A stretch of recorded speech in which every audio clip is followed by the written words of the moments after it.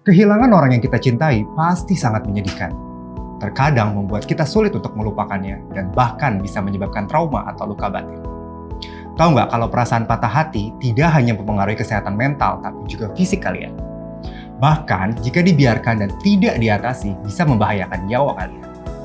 Sebelum Squad Health membahas lebih dalam, ayo subscribe dan nyalakan tombol notifikasi di bawah ini agar kalian selalu update dengan info kesehatan lainnya.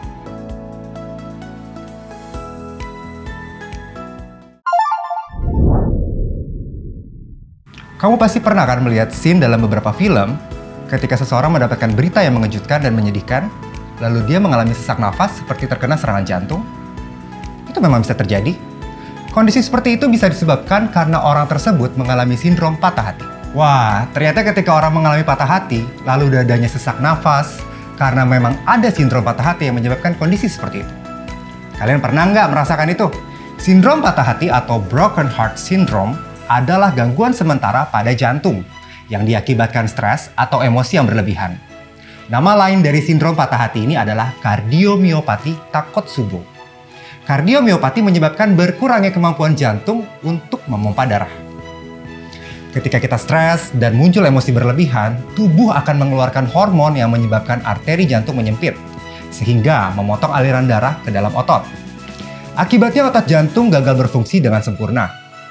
Itulah mengapa ketika kamu patah hati, lalu sedih atau marah yang berlebihan, dada akan terasa sesak dan sangat nyeri bahkan bisa menyebabkan sesak nafas. Penyebab dari sindrom sakit hati tidak hanya karena putus cinta. Bisa karena trauma akibat kematian seseorang kita cintai, kekerasan dalam rumah tangga, kehilangan pekerjaan, perceraian, diagnosa penyakit serius, pertengkaran, dan juga kaget atau panik yang berlebihan. Selain itu, sindrom sakit hati juga bisa disebabkan karena kondisi fisik, seperti serangan asma, tekanan darah tinggi, dan juga kelelahan. Ketika kamu masih menyimpan rasa trauma akan masa lalu dan teringat kembali akan hal tersebut, biasanya membuat emosi kita akan mudah naik.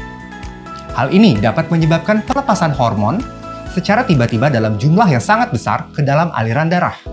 Inilah yang menyebabkan jantung kewalahan untuk sementara, sehingga menyebabkan sindrom yang menyerupai serangan jantung. Jika kita tidak segera mengatasinya, sindrom patah hati juga dapat berakibat fatal bahkan dapat menyebabkan orang meninggal dunia. Kamu harus tahu nih kalau sindrom patah hati berbeda dengan serangan jantung loh. Perbedaannya adalah pada serangan jantung terjadi karena adanya penyumbatan pembuluh darah arteri. Sedangkan pada sindrom patah hati tidak terjadi kondisi seperti itu. Gejala yang paling umum yang terjadi dari sindrom patah hati adalah sesak dada. Namun bisa juga muncul gejala lain seperti mual, pusing, tekanan darah rendah, detak jantung yang tidak teratur, bahkan bisa menjadi pingsan. Jadi, apakah sindrom patah hati hanya terjadi pada orang yang mengalami patah hati dan trauma saja? Jawabannya tidak. Siapa saja bisa terkena sindrom patah hati, bahkan ketika kamu sedang sehat. Tapi ada beberapa orang yang lebih beresiko terkena sindrom patah hati ini.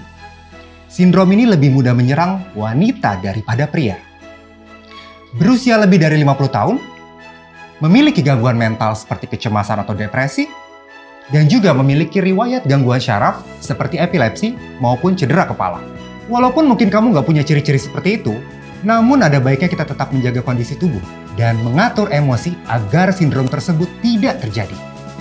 Terutama buat kalian yang masih menyimpan trauma atau perasaan sedih karena patah hati, harus segera diatasi. Jangan biarkan rasa trauma tersimpan dalam hati kamu terlalu lama, karena berbahaya untuk mental dan juga fisik kamu. So, apakah kalian pernah mengalami sindrom patah hati? Yuk, sharing pengalaman kamu di kolom komentar di bawah ini. Cobalah untuk menghilangkan rasa trauma atau patah hati dengan melakukan kegiatan positif, seperti berolahraga, membaca buku, istirahat yang cukup, dan juga kegiatan lainnya yang selalu membuat kamu merasa bahagia.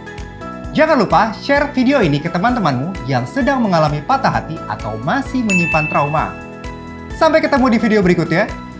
Bye-bye!